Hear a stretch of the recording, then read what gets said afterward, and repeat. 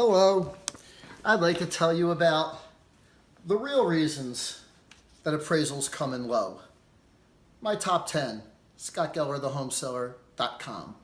So, the first reason, they don't come in low. If you knew what it took to become an appraiser, it's hard to get the job. It takes over 200 hours of classroom, another 2,500 hours of experience, and passing a comprehensive test at a minimum, plus a college degree now, to become a certified appraiser in Pennsylvania. So the bottom line is that most appraisals do not come in low. What happens is the properties are sold for too high. The appraisal is the opinion of the market value. The number 10 reason that appraisals come in low, the underwriter adjusts the value. The underwriter has the ultimate responsibility for the value of a property, and even if the appraisal comes in at the sale price, the underwriter can still decide to cut the value and make it lower. So, number 9, an incompetent appraisal. The appraiser does not analyze all of the data, does not look at the correct data, and does not do a proper analysis of absorption rate, supply, and the odds of selling to give a true and good picture of the market to the lender. Also, the appraisal could be incompetent because of the uniform standards of professional appraisal practice, which dictate how appraisals need to be done and what constitutes comparables and how the report should be submitted. The number 8 reason is an out-of-area appraiser. So there's benefits to using a professional realtor. They'll help protect you from out-of-area appraisers.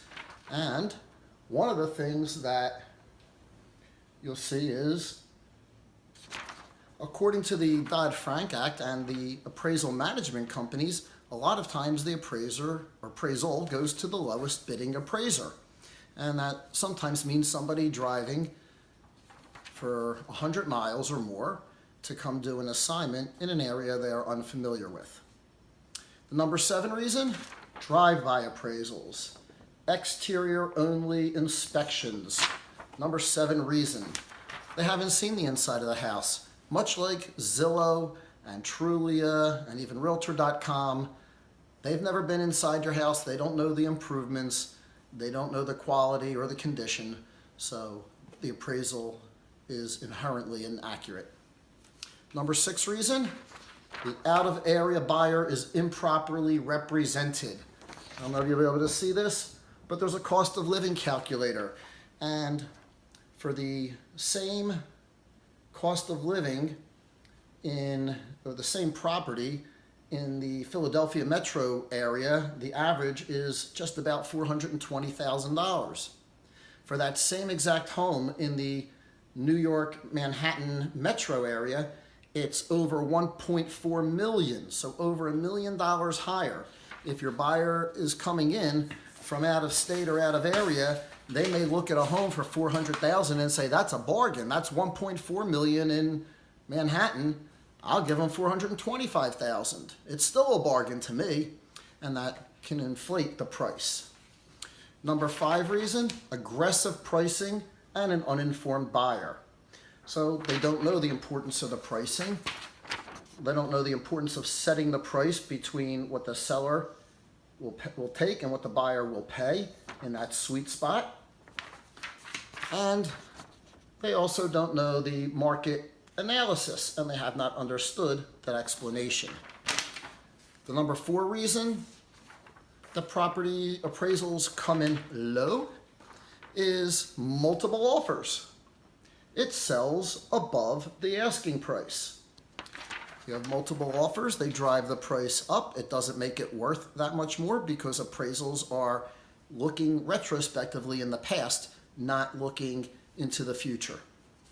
Number 3 reason appraisals come in low is the agent suggested raising the price to allow for seller's assistance or they're not using the net prices in their market analysis. So you can see the difference between the asking and the sale prices.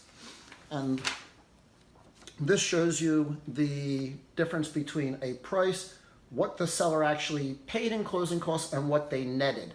So you can see that's much less. In some of these cases here, you got a sale price of $242 with a $12,000 seller assist. And then you've got another price here of $237.9 with only a $6,000 seller assist.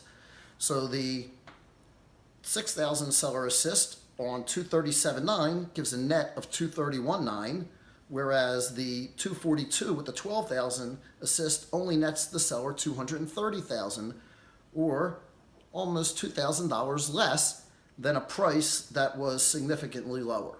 So it's not always about the price, it's about the net, and that's the number one thing that has to be adjusted in an appraisal is the seller contributions towards the buyer's closing costs. And if agent doesn't take that into account and just uses the gross price, then you're going to have an issue where they've overinflated the price and did not allow for the true net. The number two reason, the seller picked the price. Sure, I've seen agents who've said, well, that's what my seller wanted. Well, that doesn't make it worth it.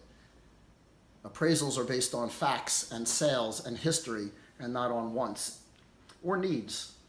So you have pitfalls of overpricing when the seller picks the price. We have days on market that can be higher when the seller picks the price.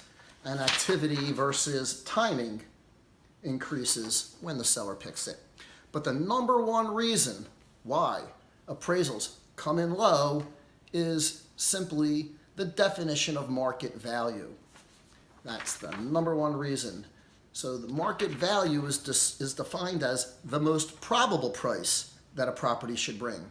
But sellers sell for the highest price, not the most probable price. That means that if you had 10 offers on a property, one at $200,000, 8 of them at $220,000, and 1 of them at $230,000, the seller most likely would take the $230,000, but most probable price would be $220,000. Also inherent in that definition is as of a specific date. The appraisal is done as of the date that the appraiser inspects the property. That's the effective date. The property has sold and then may not settle for 2 more months. The sales that the appraiser is analyzing may have settled 2 months ago and sold 2 months before that. There could be a good 6-month gap between the sales the appraiser is using for the appraisal as of today's date and what that property would actually be projected to sell for and settle 2 months from now.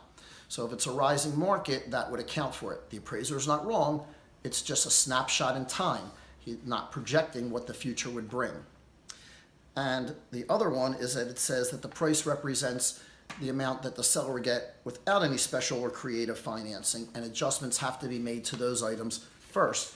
We have Fannie Mae's guidelines to help us with all of that. So those are the reasons that most people think appraisals come in low, but they're really the reasons why homes sell for more than their appraised value.